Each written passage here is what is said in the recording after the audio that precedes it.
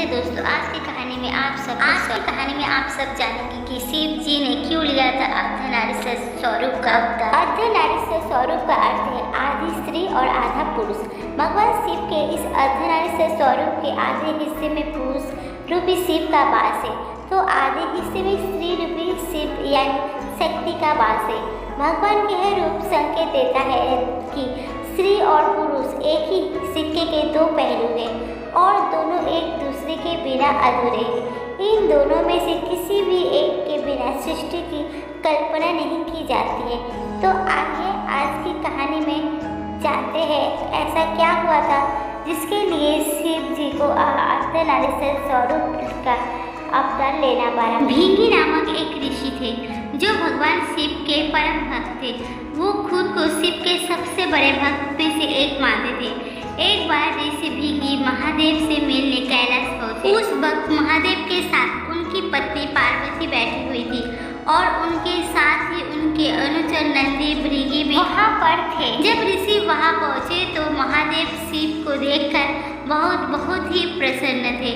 ऋषि भृंगी की ये इच्छा थी कि जब भी वो महादेव से मिलेंगे तो उनकी परिक्रमा करने चाहते थे। उन्हें इसी इच्छा पूर्ण करने के लिए शिव जी से अनुमति मांगी। महादेव ने हंसते हुए अनुमति दे दी, परंतु महादेव के साथ उनके पत्नी माता पार्वती भी बैठी हुई। पर ऋषि भृंगी यह चाहते थे कि वो महादेव के ही परिक्रमा करें, न कि माता पार्वती की, क्योंकि उनके अनुसार महादेव एक है और उनके बराबर और कोई नहीं हो सकता। तब वो माता पार्वती को ये कहकर वहाँ से जाने के लिए कहा कि वो महादेव के ही परिक्रमा करेंगे, न कि किसी और की। ऋषि भृंगी की बात सुनकर माता पार्वती वहाँ से जाने लगी। महादेव ने उन्हें रोक दिया, परंतु महादेव ने स्पष्ट रूप से भृंगी ऋषि को बोल दिया, अगर तुम्हें परिक्रमा करनी है तो शिव और शक्ति दोनों की ही परिक्रमा करनी होगी, न केवल शिव की। यह कहने के बाद ही महादेव और पार्वती की एक अनोखी ऊर्जा निकली। उस ऊर्जा ने महादेव और माता पार्वती की आधी शरीर को जोड़ दिया। इस तरह अर्धनारीश्वर की रचना। इस रूप की आधा भाग महादेव शिव की है और आधा भाग माता पार्वती की। पर ऋषि भृंगी की भी अपने अहंकार में थी। उनका यह कहना था कि मैं इतनी दूर से आया हूँ तो भगवान शिव के परिक्रमा किए बिना जाऊँगा नहीं। तब उन्होंने यह सोचा कि मानव रूप में अकेले भगवान की परिक्रमा नहीं कर सकते, इसलिए उन्होंने एक भंवरे का रूप लिया और वो चाहते थे और अकेले भगवान शिव के परिक्रमा कर सके। परंतु उन्होंने जितने बार भी उन्हें की जाने की प्रयास कर रहे थे, माता पार्वती और शिव के जुड़े हुए शरीर के वजह से बार असफल हो रहे थे। उन्होंने कई प्रयास किया परंतु उन्हें केवल असफलता ही मिली। बाद में क्रोध में आकर उन्होंने महादेव शिव को डंक मार दिया। डंक मारते ही महादेव की ऊर्जा से ऋषि भृंगी अपने असली रूप में आ गए एवं जमीन पर गिर गए। महादेव को डंक मारने से माता पार्वती भीषण क्रोधित हो गई। महादेव ने कहा, तुम मेरे भक्त कभी नहीं हो सकते, क्योंकि तुमने प्रकृति की अपमान किया है और प्रकृति माता पार्वती स्वयं है। वही प्रकृति जो पुरुष की ढाल होती है।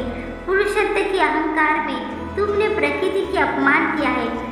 तभी माता पार्वती क्रोधित होकर कहा, तुम्हारे दृष्टि में पुरुष के पास और पुरुष के भीतर नारी की कोई अस्तित्व नहीं। तो मैं पार्वती प्रकृति होने के नाते, जगत जननी होने के नाते तुम्हें श्राप देता हूँ। तुम्हारे शरीर से उस भाग को बाहर आने की आदेश देता हूँ जो तुम्हें एक नई नारी से प्राप्त हुई हो।